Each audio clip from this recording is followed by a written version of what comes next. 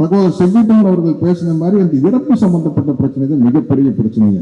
ஏன்னா இன்சூரன்ஸ் எடுத்திருக்க மாட்டாங்க, அப்படியே எடுத்திருந்தாலுமே அதை தொடர்ச்சியா கட்ட முடியாத மாதிரி குடும்பத்துல செலவு பிரச்சனைகள் வரும். அதனால நம்மளுக்கு மாண்புமிகு தமிழ்நாடு முதலமைச்சர் அவர்கள் அவங்களுக்கு இன்சூரன்ஸையும் கட்டி அமைப்பு சாரா தொழிலாளர்களுக்கு ஏதாவது இப்படி இறப்பு நேர்ந்தால் அதற்குரிய தொகையை வழங்கி பண்ணியிருக்காருன்னா அவருடைய கருணை உள்ளத்துக்கு நான் தலை வணங்குகிறேன். நான் எப்பவுமே ஒரு ஊருக்கு போனா ஒரு அமைச்சரை பற்றியோ யாரை பற்றியோ விசாரிக்கிறேன்னா வசதியான ஆளுகிட்ட விசாரிக்க மாட்டேன். ஏன்னா அவங்களுடைய சிந்தனைகள் வேறு, அவங்க கோடிகள்ல லட்சங்கள்ல புரண்டுகிட்டு இருக்கிறவங்க. நாங்கள் அப்படித்தான், சினிமா நடிகர்கள் அப்படித்தான் புரண்டுகிட்டு இருக்கிறவங்க. இந்த மிடில் கிளாஸ் லோயர் மிடில் கிளாஸை பத்தி உண்மையிலேயே நாங்கள் விலகி வந்துட்டோம். சினிமா நடிகர்களா இருக்கிற நாங்கள் விலகி வந்துட்டோம்.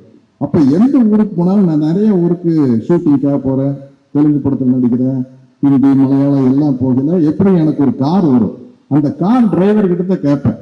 நம்மளுக்கு தெரிஞ்ச அரகுர மொழியில ஆந்திராக்கு போனா டிரைவர் காரு நமஸ்காரம் பண்ணி எல்லாம் ஜெகன் காரு கவர்மெண்ட் எல்லாம் சந்திரபாபு நாயுடு கவர்மெண்ட் கேட்டு அவங்க கரெக்டா சொல்லிடுவாங்க, நல்லா இருக்குதா இல்லையான்னு பழையர்னு போட்டு உடைச்சிருவாங்க. ஏன்னா உள்ளுக்குள்ளதான பேச்சு நடக்குது. அது மாதிரி நான் இப்ப கோயம்புத்தூர்ல வரையில திருச்சி டிரைவர் கிட்ட அதே மாதிரி திருச்சியில் இருக்கிற ஒரு சாதாரண மக்கள் கிட்ட கேட்பேன், எப்படி நம்ம அமைச்சர் அன்பில் மகேஷுடைய செயல்பாடுகள் எப்படி இருக்குன்னா அத்தனை பேரும் உங்க மோஸ்துதிக்கா சொல்ல ஓஹோன்னு சொல்லியிருக்காங்க.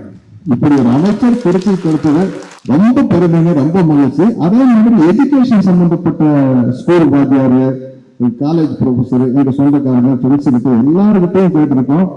அமைச்சர் கல்வி அமைச்சருடைய செயல்பாடு எப்படி, அன்பில் மகேஷுடைய செயல்பாடு எப்படின்னா அவ்வளவு பேர் மிகச்சிறப்பா சொல்லியிருக்காங்க. ரொம்ப மகிழ்ச்சியா இருக்கு. அவ்வளவு அதுல கரெக்ஷன்ஸ் இந்த சிலபஸ்ல பண்ணிட்டு இருக்கிறாங்க. நிச்சயமாக அன்பு தம்பி அன்பில் மகேஷ் அவர்களின் தலைவர் இந்த நீட் தேர்வு ரத்து செய்யப்படும் என்ற நம்பிக்கை எனக்கு ஆழமா இருக்கு. ஏன்னா அந்த இடத்துக்கு சென்ட்ரல் கவர்மெண்ட் வந்துருவாங்க. இன்னைக்கு இருக்கிற நிலைமையில ஆட்சியில இருக்கிறதே நம்ம தமிழ்நாடு முதலமைச்சர் தளபதி ஸ்டாலின் அவர்கள் சொல்லுவதையும் நம்ம கல்வி அமைச்சர் அன்பில் மகேஷ் சொல்லுவதையும் யார் பிரதமர் இருந்தாலும் கேட்டுட்டாங்க. அந்த பாரு இல்லைங்க அங்க சொல்ல வேண்டியது இல்லை. ஏன்னா சந்திரபாபு நாயுடு நிதிஷ் எல்லாம் இருக்கிறாங்கல்ல, அங்க சொல்ல நமக்காக அவங்க செஞ்சிருவாங்க. அமைச்சர் அவர்கள் அன்பில் மகேஷ் அவர்கள் பேசும்போது நார்வேல் இருந்தார்.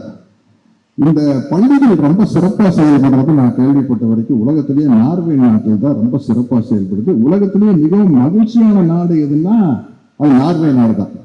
அதுல ஒரு முக்கியமான பெருமை, நம்ம கருப்பு சட்டை போடுறோமோ வெள்ளை சட்டை போடுறோமோ எல்லாரும் பெரியாருடைய தொண்டர்கள் தான். கடவுள் இருக்கு இல்லைங்கிறது அது ஒரு தனி விஷயம். நமக்கு தேவை சுயமரியாதை, பகுத்தறிவு சிந்தனை, பெண் விடுதலை. இதற்கு தடையா இருக்கிற ஐட்டங்களை எல்லாம் நம்ம எதிர்க்கிறோம். அப்படி பார்த்தா உலகத்திலேயே மகிழ்ச்சியான நாடு நார்வே தான். அங்கதான் பெரும்பாலும் நாட்டிகர்கள் இருக்கிறாங்க. ஏன்னா எந்த விதமான மூட நம்பிக்கையும் இல்லாத வாழ்வு ஒரு சுக வாழ்வு, சுயமரியாதை வாழ்வு சுக வாழ்வுன்னு சொல்றாங்கல்ல, அந்த மாதிரி அந்த வாழ்க்கை தான் ஒரு சுகமான வாழ்க்கை. அங்க போய் அந்த நார்வே நாட்டினுடைய சிஸ்டத்தை எல்லாம் பார்த்துட்டு நிச்சயமா அது அவருடைய வெளிநாட்டு பயணம் வேடிக்கை பார்க்க போன பயணம் இல்லை. தமிழ்நாட்டை எல்லோரும், தமிழ்நாட்டு கல்வித்துறை எல்லோரும் வேடிக்கை பார்க்க வைக்கும் அளவுக்கு ஒரு செயலை செய்வதற்காக அங்க அவர் போயிட்டு வந்திருக்காரு.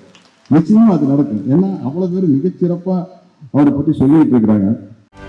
செய்திகளை உடனுக்குடனும் துல்லியமாகவும் தெரிந்து கொள்ள சப்ஸ்கிரைப் பண்ணுங்க.